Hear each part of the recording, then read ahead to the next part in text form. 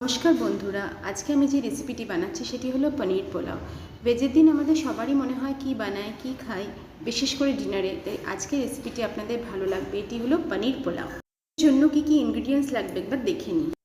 প্রথমে আমরা মিক্সিং বলে দুটো কোচানো পেঁয়াজ দিলাম, 1 ইঞ্চি আদা দিলাম, আর 4-5 করে রসুন দিলাম। এরপর 1/4 কাপ ধনেপাতা দিলাম, আর দুটো কোচানো টমেটো দিয়ে দিলাম।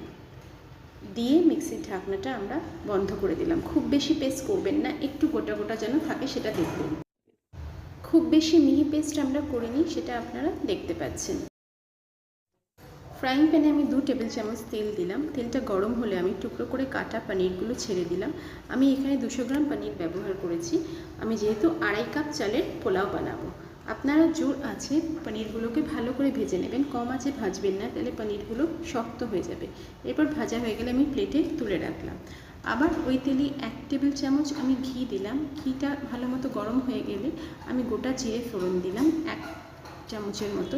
দুটো তেজপাতা টুকরো করে দিয়ে দিলাম, দুটো দারচিনি দিলাম, 3টে এলাচ দিলাম, আর 3টে লবঙ্গ দিলাম। এগুলো ভালো করে ভাজা হয়ে গেলে পেস্ট করে রাখা মিশ্রণটি আমি দিয়ে দিলাম এবং জোর আছে সেটাকে ভালো মতো নেড়ে নিলাম। হয়ে গেলে ভালো মতো ভাজা, আমি ভাজা রাখা পনিরগুলো সেটা প্যানের মধ্যে দিয়ে দিলাম এবং ভালো করে নেড়ে নিলাম। মিনিট 5 এটা লো মিডিয়াম ফ্লেমে আমরা ভালো করে কুক করে নিলাম। এটা বেশি জোর আছে করবেন না, কারণ মশলাটা পুড়ে যাবে।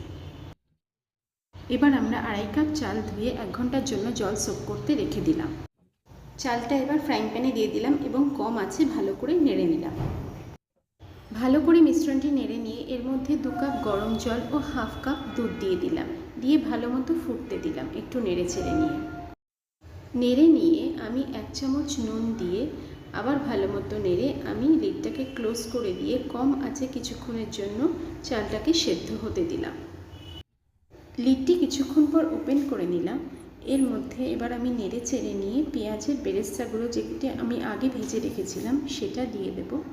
এবং পেঁয়াজের বেরেস্তাগুলো দেওয়ার পর আমি 1 চামচ ঘি দিয়ে দিলাম।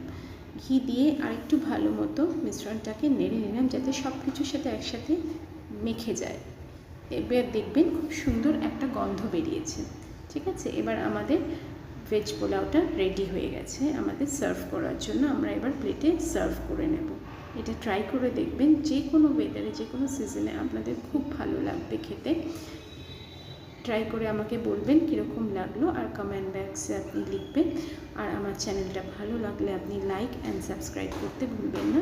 সবাই ভালো থাকবেন। Thank you, tata, bye by.